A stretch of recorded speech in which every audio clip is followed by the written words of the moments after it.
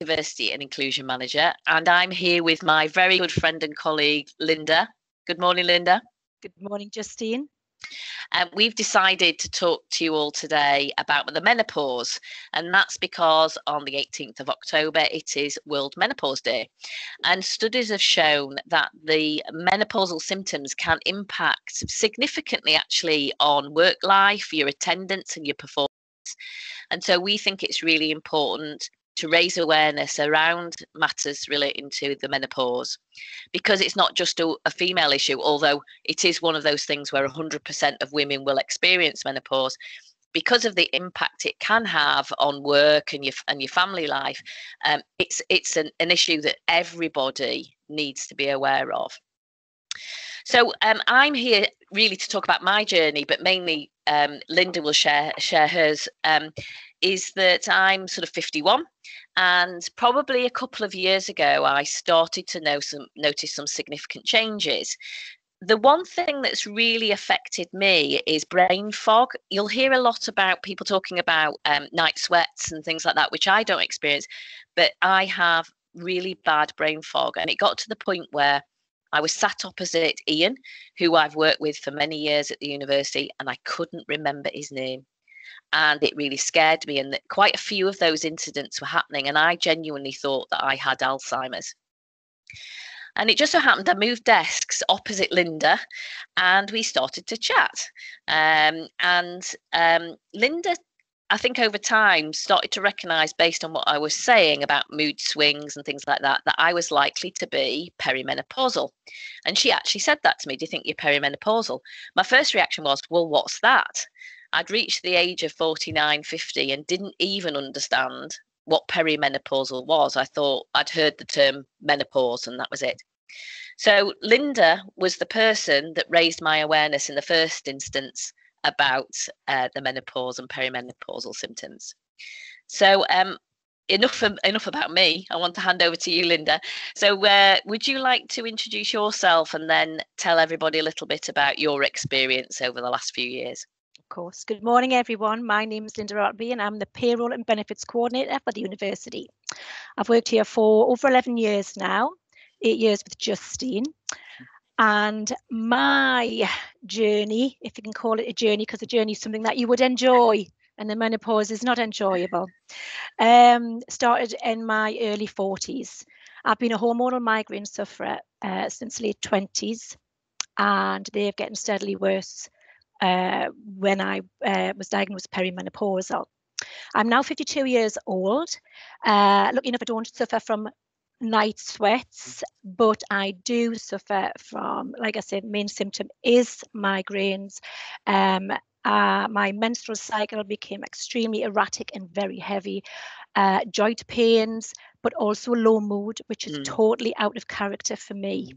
You know, I'm a positive person, and when your mood changes and you don't know why, and you don't know who you are, and it's really upsetting.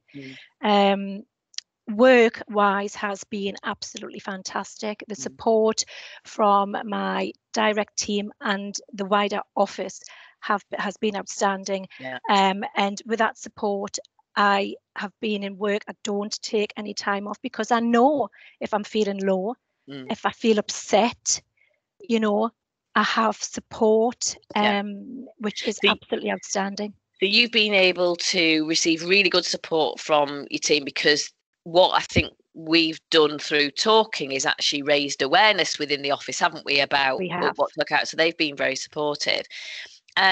What other supportive networks or anything are there within the university that you've found of use?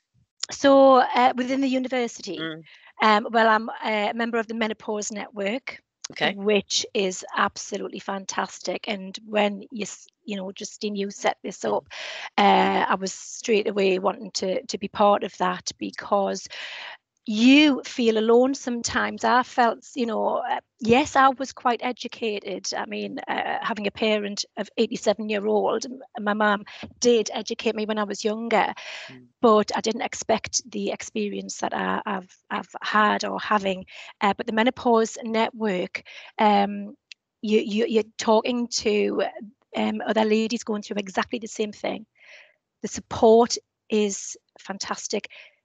You feel that you're not alone, you're not going mad, you're not crazy. These are normal symptoms, horrible symptoms, but something that, you know, every woman will go through in different extents. You know, some will sail through, some won't, but the support and the knowledge that you're not alone. Yeah. So one of the things that the network is passionate about particularly is raising awareness, because I think, as you've said, a lot of us are not educated and don't understand and actually go through a long time thinking that we are going, there's something really significantly wrong with us, or that we're going a bit crazy, and actually it is linked to menopause in the main. We're passionate about raising awareness, not only with women but with partners as well, who may need to support people to go through. What message would you give women that perhaps in the 40s, that where it's maybe in the distance and they're not thinking about it? What would you say to those women now? Educate yourself. It's coming. You know, the support is there. Seek help from home. Speak to your husband. I'm very, very lucky to have an amazing support network at home with my husband. You know, don't be frightened to ask, and you know, join networks, because you're not alone. Don't suffer in silence. Don't think you're going crazy, because you're not. Yeah. And the support is there. Brilliant.